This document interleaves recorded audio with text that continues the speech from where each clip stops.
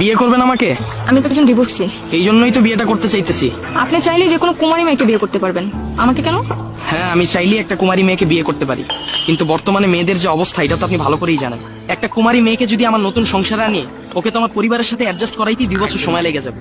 আর মেয়েরা বিয়ের পর শ্বশুর বাড়িতে আসলে কি করে এটা তো আপনি ভালো করে জানেন, কারণ আপনি এই বিষয়গুলো ফেস করছেন।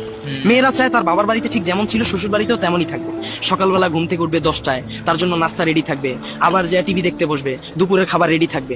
কিন্তু আসল বাস্তবতাটা তো এমন না। মেয়ের মাথায়ও সংসারের অনেক দায়িত্ব থাকে, আর এই বিষয়টা যখন 2-3 বছরের মধ্যে অ্যাডজাস্ট না হয়, তখনই মেয়ে বলে বসে তুমি তোমার বাবা মার থেকে আলাদা হয়ে যাও, নাহলে আমাকে আলাদা করে দাও। কিন্তু আপনি তো ভালো করেই জানেন এই দুইটার একটাও কোনো ভালো সমাধান না। এই একই ভুল আমিও করেছিলাম। এখন আমি বুঝি সংসার ভেঙে যাওয়ার তীব্র যন্ত্রণাটা কি। হ্যাঁ, এক্স্যাক্টলি, আমি এই জিনিসটাই আপনাকে বুঝাইতে চাইছি। একটা ইয়াং মেয়েকে যখন আমি নিয়ে আসবো, হয়তোবা এই ভুলগুলোই ও আবার করবে, আর এই জন্য হয়তোবা আপনারও ডিভোর্স হয়েছে।